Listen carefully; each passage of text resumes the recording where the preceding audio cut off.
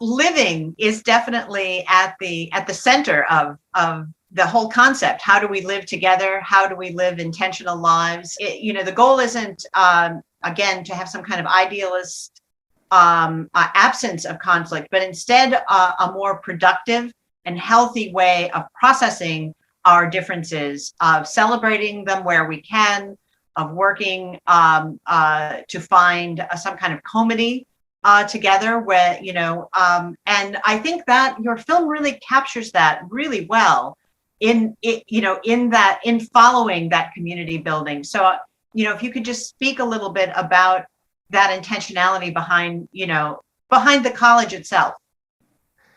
Sure. I think that, as you say, and there is no one ideal world. It's always in flux, and we need to, I think, be aware, or it's helpful to be, at least to be aware of that we are in this constantly changing, constantly moving, and while we do so, it's good to be aware of where we move towards, and there's always choices. I mean, and this would also be my invitation to the audience watching the film, that we all bring different backgrounds with us, and we all have different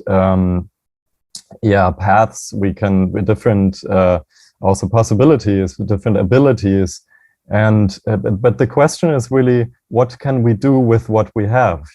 I found your approach really interesting, that you talk to so many people involved, and that ties back to that word community, that you showed the breadth of the community and the wonderful aspects of building this community, and also the the ways in which building community is work,